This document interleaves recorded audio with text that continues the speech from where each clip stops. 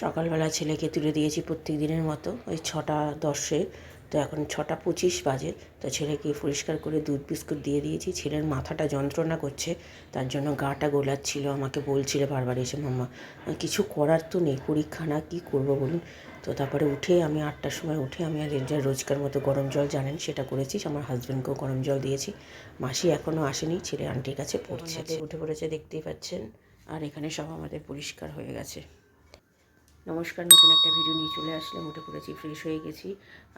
আর aunty যে চলে এসছে, অনেকক্ষণ পড়ছে, আন্টি ছেড়েও দেবে একটু পরে। মাসি এখনও আসেনি, আর আমাদের তো দুজনে গরম জল খাওয়া হয়ে গেছে, দেখতে পেলেন। ওর কাকুকে ফোন করলাম আজকে, যে কখন, এই মাত্র ফোন করলাম যে কখন আসবে আজকে। কালকে যেমন দেরি করে এসেছিলো, তো বললো আজকেও দেরি করেই আসবে, সকালে যারা পড়ে তাদের পরীক্ষা নেই, সেই জন্য একটু দেরি করেই বেরোবে। তার মানে ওই কালকে যেমন 10:30, 11টার কাছাকাছি এসেছিলো, ওরকম টাইমে আসলেই ভালো হয়। ছেলেটা তাহলে একটুখানি বাড়িতে থেকে পড়তে পারে, তাড়াহুড়ো নাহলে মাসির সাথে না, মাসিও ঢোকে বাথরুমে, খুব অসুবিধা হয়ে যায়। ওই দিকের বাথরুম আছে, কিন্তু দুজনের মধ্যে কাউকে ব্যবহার করাতে পারি না। মাসিকে তো দিতে পারি না, কারণ কি ওই দিকের কলটা না সরু, জল পড়ে, সেই জন্য। আর অত বড় বালতি, ওখানে গিজার নেই, গরম জলটা নেই, সেই জন্য ভেজানোর সময় অসুবিধা হয়। তো গরম জলে যেহেতু ভেজাই, তো তার জন্য ওখানে ভেজাতে পারি না। তাই আর অত বড় ভারী জিনিস তুলে বারবার ধরে ওখানে নিয়ে নিয়ে আসাটা সম্ভব নয়, তাই জন্য এখানে কাচাই। আর ছেলেকে বলবো ওই ঘরে গিয়ে যে বাথরুম করে নাও, সেটা করবে না। পটি ওখানেও করবে না, ওইখানেই করবে, এই বাথরুমেতেই করবে। আর স্নান করার তো প্রশ্নই ওঠে না, যেহেতু গরম জল ওখানে নেই।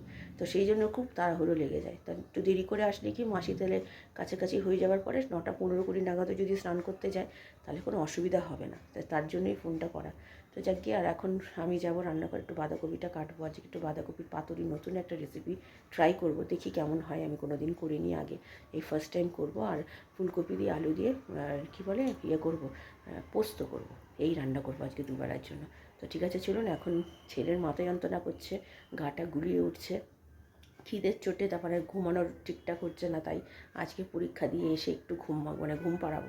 1-1.5 ঘন্টা ঘুমাবে, তাহলে শরীরটা ঠিক হবে। তো ঠিক আছে, চলুন, আমি পরে আসছি। আজকে তাড়াতাড়ি রান্নাঘরে চলে এসেছি কোটাকুটি করতে, নাহলে অনেকটা দেরি হয়ে যাবে। এই বাঁধাকপিটা আজকে বললাম না, বাঁধাকপির পাতুরি করবো, তো বাঁধাকপিটা এরকম বড় বড় টুকরো টুকরো করে কাটতে হবে।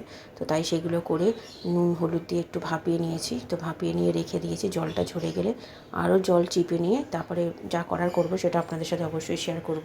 তো এটাকে আগে করে রেখে দিই, তারপরে আলু আর ফুলকপিটা কেটে নিই পোস্তর জন্য। তো ছেলের আন্টিও চলে গেছে, তো এবার ছেলে যাবে স্নান করতে, মাসি এখনও আসেনি। আর দুধ জাল দিতেও বসিয়ে দিয়েছি, 2-3 দিন পর দুধ জাল দিলাম, কারণ কি চা যেহেতু খাচ্ছিলামই না, দুধ লাগেনি, শুধু ছেলে দুধ খেয়েছে তাই জন্য। তো আজকে দুধটা অনেকটাই কম ছিল বলে দুধ জাল দিতে বসিয়ে দিলাম।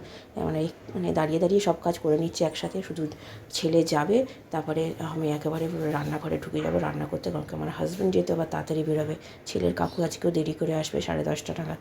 তো তার জন্য কোটাকুটিটা করে রাখলাম তাড়াতাড়ির জন্য। তৈরি করে দিয়েছি, ওর স্নান হয়ে গেছে, ওর কাকু দেরি করে আসবে, কিন্তু মাসি দেরি করে আসছিল বলে আমি বললাম যে একেবারে স্নান টান করে তৈরি হয়ে নে, তার বসে তারপরে না হয় পড়বি। তো সেই জন্য তৈরি করে দিয়ে ওকে, একটু টেনশন তো হচ্ছেই, বুঝতে পারছেন। তো যাই হোক, পরীক্ষা আজকের পর আবার সেই সোমবার পরীক্ষা, একটু নিশ্চিন্ত একটু এসে ঘুমাতে পারবে ছেলেটা। তো এখানে কচুরি নিয়ে এসছে আমার হাজব্যান্ড আজকে, যেহেতু গতকালে পাউরুটি খেয়েছিল, তাই আজকে কচুরি খাওয়ালাম। আমার জন্যও এনেছে, আমার হাজব্যান্ডকেও একটা দিলাম, আমি 2টো খেলাম, আর ওকে 3টে খাইয়ে স্কুলে পাঠালাম। বাঁধাকপিটা তো নুন আর হলুদ দিয়ে একটু ভাপিয়ে রেখেছিলাম, তো জলটা ঝরিয়ে আরও জল চিপড়ে বার করে নিয়ে তার মধ্যে সর্ষে পাউডার দিলাম, সর্ষে বেটেও দিতে পারেন। এখানে একটুখানি পোস্ত দিলাম, নুন, মিষ্টি, একটু হলুদ গুঁড়ো আর সামান্য লঙ্কার গুঁড়ো দিয়ে ভালো করে মেখে নিয়ে রেখে দিয়েছি। যখন করব তখন সামনে আর কাঁচা তেলও দিয়েছি সামান্য। তো দিয়ে যখন করব কড়াইতে তেল দিয়ে বসিয়ে দেবো। তো চলুন, আমার ছেলে বেরোবে তার আগে এটা করলাম। পরীক্ষা দিতে বেরোচ্ছে, দেখতে পাচ্ছেন, প্রত্যেক দিনের মতো প্রণাম করে। আজকে ইতিহাস পরীক্ষাটা হলে একটুখানি শান্তি পাবে ছেলেটা, কারণ কি 1 সপ্তাহ ধরে সোমবার থেকে শুরু হয়েছে, একটু রেস্ট পায়নি, মাথা ব্যথা ধরে রয়েছে, যন্ত্রণা করছে। তার মধ্যেও পড়াচ্ছি, কিছু করার তো নেই।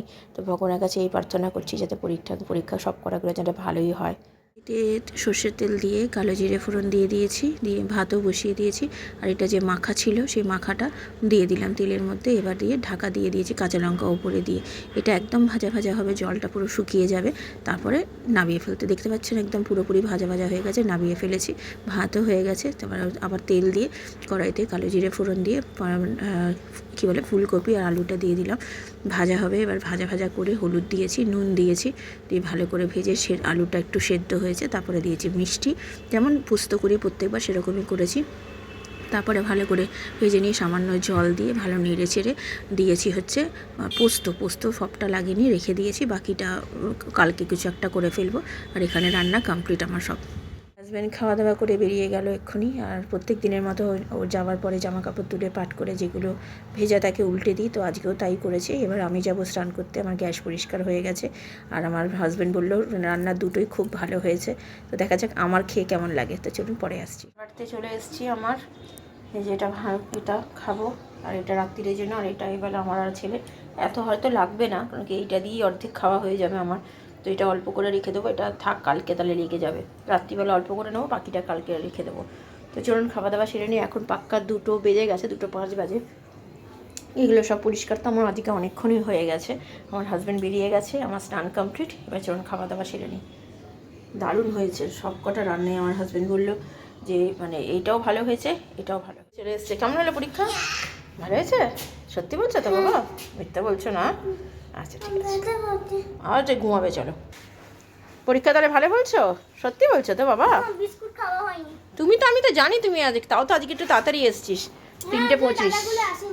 সেই জন্যই তাড়াতাড়ি, না তো আরও দেরি হয়ে যেত। ঠিক আছে চলো, আইটেমটা খেয়ে দেখছে ভালো।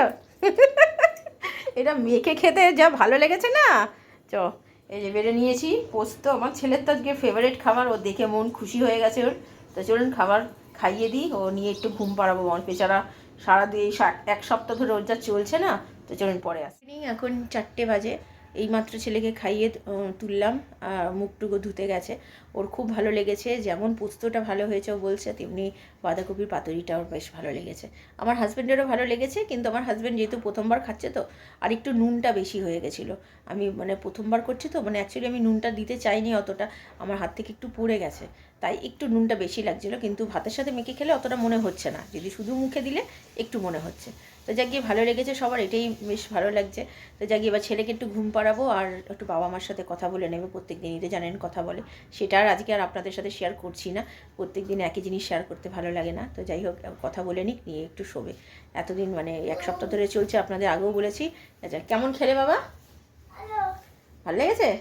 হুম, ওইটা নতুন, এইটা ভালো লেগেছে? আচ্ছা পরীক্ষা ভালো হয়েছে তো? তো পরীক্ষা তো বলছে ভালো হয়েছে, দেখা যাক কত কী পায় না পায়। তো চলুন আমি আবার পরে বিকেলে আসছি। ছেলে সন্ধে দিতে বসে গেছে, দেখতে পাচ্ছেন 7টা বাজতে চললো। আমাদের মাসি কাজ করে চলে গেছে আর রুটি করতে চলে এসছে, আর আমার স্টুডেন্টও চলে এসছে। তো ছেলে সন্ধে দিয়ে পড়তে বসবে, ও আর তো কিছু খাবে না যেহেতু দেরি করে খেয়েছে। ওর আন্টি আসবে আর আমি পড়াতে বসছি। সোমবার থেকে আমার স্টুডেন্টেরও যেহেতু পরীক্ষা, তো বাংলা খাতা আনিনি, তারপরে আবার বাংলা খাতা আনালাম, সেটা নিয়ে আবার তারপরে পড়ালাম। আন্টি চলে এসছে আর আমার স্টুডেন্টকে তো পড়ায় ছেড়ে দিয়েছি। তো ছেলের পরীক্ষা কেমন হয়েছে সেরকম জিজ্ঞাসা করলাম আন্টিকে, প্রত্যেক দিন যেমন জিজ্ঞাসা করি। তো বললো মোটামুটি হয়েছে, ভালোই হয়েছে। তো এখানে জামা কাপড়টা ভিজিয়ে দিচ্ছি, কারণ কি ছেলের স্কুলে জামা কাপড় আছে, 1 সপ্তাহ ধরে পড়ছে। তো জামা কাপড়টা কাচিয়ে নিই, কালকে দিন যেহেতু ছুটি আছে, পরশু দিন ছুটি আছে। তো গরম জলটা এত গরম, ও হাত জানি মনে হচ্ছে পুড়ে যাচ্ছে। তো যাই হোক একেবারে ভাবলাম, যখন কথাবার্তা বলতে বলতে একটু দেরি হয়ে গেল মানে পড়ার ব্যাপারে, তো ভাবলাম একেবারে এটা করে আবার রান্নাঘরের গ্যাসটাকেও পরিষ্কার করে দিই, করে নিয়ে তারপরে একেবারে ঘরে যাব। তো তার জন্য এটা করে নিয়ে তারপর রান্নাঘরে চলে গেলাম। রান্নাঘরে গিয়ে গ্যাসটা তো মোটামুটি করে দিয়ে যাই, দেখতেই পাচ্ছেন পরিষ্কারই আছে। ওই যে আমার প্রত্যেক দিনের অভ্যেস, জানেন আগেও বলেছি। তো তার জন্য এটা করে নিলাম, করে নিয়ে একেবারে পরিষ্কার করে গিয়ে ঘরে গিয়ে বসবো। তারপরে আমার হাজব্যান্ড আসলে, ছেলে উঠলে খেতে দেবো। অনেকটা সময়ের পর আসলাম, এখন বাজে 9:20, রাত্রির তো হয়েই গেছে। দেখতে পেলেন জামা কাপড় ভেজানো, আমার গ্যাস পরিষ্কার সব হয়ে গেছে। ছেলের আন্টি এখনও পড়াচ্ছে।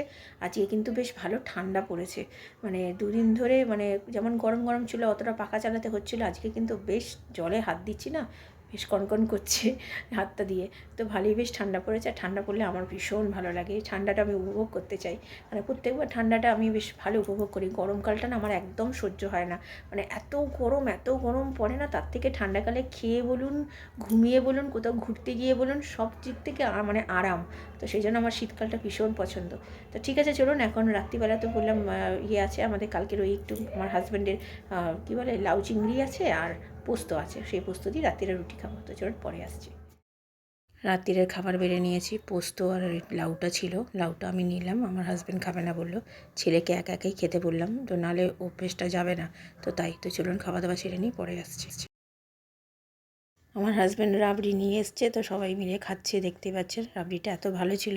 তো আমার ছেলেও খুব ভালো খেয়েছে, আমরা সবাই খুব ভালো খেয়েছি রাবড়িটা। খাওয়া দাওয়া তো হয়ে গেছে, এখন বাজে 11:15 বাজতে চললো। তো সব মোটামুটি সব কাজ গোছানো হয়ে গেছে, জামা কাপড় ভেজানো তো দেখিয়েছি, চালও ভিজিয়ে দিয়েছি। কালকে মাছের ঝাল করব, আর আমার সব রয়েছে, পোস্তও রয়েছে, আর যে বাঁধাকপি যে নতুন রেসিপিটা পাতুরি যেটা করেছি তো সেটাও রয়ে গেছে। তো ওটা দিয়ে আমাদের সকালবেলা হয়ে যাবে। আর রাত্রিবেলা কালকে একটুখানি পকোড়া করব, আমার ছেলে চিকেন পকোড়া। তো কিছুটা মাংস রয়েছে, তো কিছুটা একটু আনাবো। আমার ছেলে যেহেতু পছন্দ করে, ওইটুকুনি মাংসতে হবে না, সবাই যেহেতু খাবো রাত্রিরে ওইটাই খাবার, তো সেই জন্য আনাবো, তো সেটাই করবো রাত্রিবেলা। তো ঠিক আছে, আমি ভিডিওটা তাহলে আর বড় করছি না। ভালো লাগলে লাইক শেয়ার সাবস্ক্রাইব করবেন। কালকে নতুন একটা ভিডিও নিয়ে চলে আসবো। আপনারা ভালো থাকবেন, সুস্থ থাকবেন, নমস্কার। ছেলে এখনও কিন্তু শোয়নি, যদিও আজকে শুয়েছে। আর আন্টি যাওয়ার পর একটুখানি পড়াশোনা করলো, তারপরে আর পড়াশোনা করলো না, এখন মোবাইল দেখে যাচ্ছে। তো ঠিক আছে, কালকে দেখা হচ্ছে।